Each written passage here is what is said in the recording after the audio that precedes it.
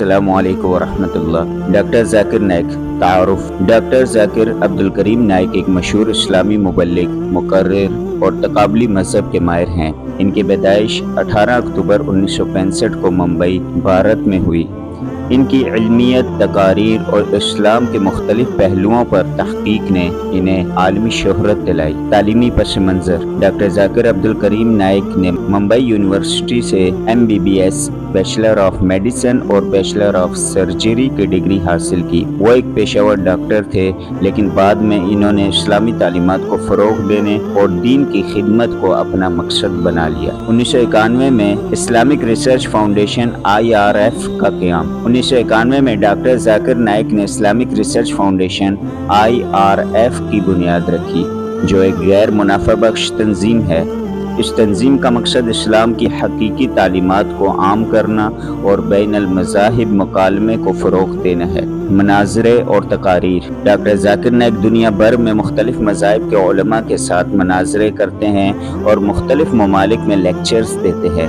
ان کی مشہور تقاریر اور مناظروں میں شامل ہیں ڈاکٹر ولیم کیمبل کے ساتھ مناظرہ، جس کا عنوان تھا قرآن اور بائبل سائنس کی روشنی میں، روی شنکر کے ساتھ ہندو مت اور اسلام کے بارے میں مناظرہ۔ یہ دو مناظرے ڈاکٹر ذاکر نائک کے انتہائی مشہور ہیں اور آج بھی نیٹ پر موجود ہیں۔ یادداشت کی مثالیں: ڈاکٹر ذاکر نائک کی یادداشت۔ ڈاکٹر ذاکر نائک کی یادداشت بہت مضبوط ہے اور وہ قرآن، حدیث اور دیگر مذہبی کتابوں کے حوالے بلا جھجک پیش کرتے ہیں۔ ان کی یادداشت کی بہترین مثال ان کے لیکچرز اور مناظروں میں دیکھی جا سکتی ہے، جہاں وہ مختلف مذہبی کتابوں کے حوالے پیش کرتے ہیں۔ ڈاکٹر ذاکر نائک کی کوششوں سے ہونے والے مسلمان: ڈاکٹر ذاکر نائک کی تقاریر اور مناظروں کے نتیجوں میں ہزاروں لوگ اسلام قبول کر چکے۔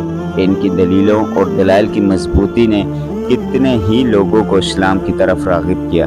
بین الاقوامی اعزازات اور ایوارڈز: ڈاکٹر ذاکر نائک کو ان کی خدمات کے اعتراف میں کئی بین الاقوامی اعزازات اور ایوارڈز سے نوازا گیا۔ ان کے کچھ اہم اعزازات درج ذیل ہیں: اسلامی ترقیاتی بینک IDB کی جانب سے IDB prize, King Faisal International Prize برائے خدمات اسلام۔ ڈاکٹر ذاکر نائک ایک ممتاز اسلامی اسکالر، مبلغ اور تقابلی مذہب کے ماہر ہیں۔